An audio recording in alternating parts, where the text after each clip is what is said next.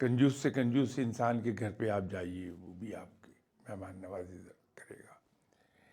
یہ ہم by habit کرتے ہیں، بائی ٹریڈیشن کرتے ہیں، یا لاشعوری طور پر، اگر آپ کی زبان میں بات کروں تو لاشعوری طور پہ اس پہ ہم عمل کر رہے ہوتے ہیں. لیکن یہ جو معاف کرنا ہے، اس کا تعلق انسان کی ذہنی کیفیت کے ساتھ ہے، کہ جن لائنز پر انسان کا ذہن ٹرین ہوا ہے، وہ ٹریننگ تھرو ایڈوائس نہیں ہے. کہ جس طرح ہم پاکستانی پیرنٹس ہر 2 منٹ کے بعد ایک ایڈوائس ڈش آؤٹ کرتے ہیں بچے کو.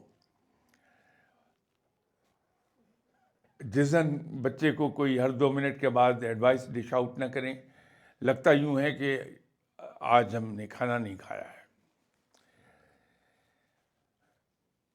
بچہ ایڈوائس سے کبھی نہیں سدھرے گا، وہ تھرو آبزرویشن سیکھتا ہے. ایک غلط فہمی یہ ہے کہ یہ بچہ ابھی اس کی عمر 1 گھنٹہ ہے، اس کو کیا پتا. ایسا نہیں ہے.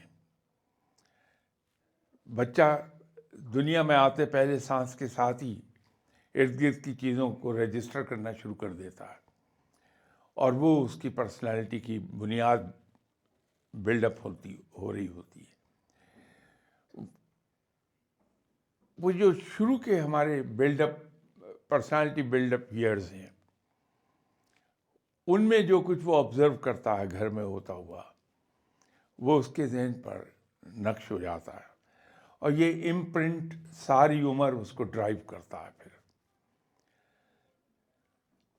ابھی شروع میں ایک عرض کر رہا تھا کہ ہمارے پاس ایک بہت عمدہ چیز موجود ہے، مسلمانوں کو سہولت ہے کہ سنت موجود ہے.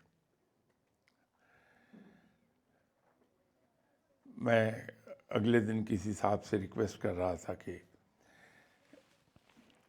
نیشنل اسمبلی میں آپ تقریریں کرتے ہیں، تو ایک تقریر کبھی یہ بھی کر دیجئے، بغیر کوئی حوالہ دیے، بغیر کسی کو نصیحت کیے، کہ آپ ایک قصہ سنانا چاہتے ہیں. وہ ہے قصہ فتح مکہ کا،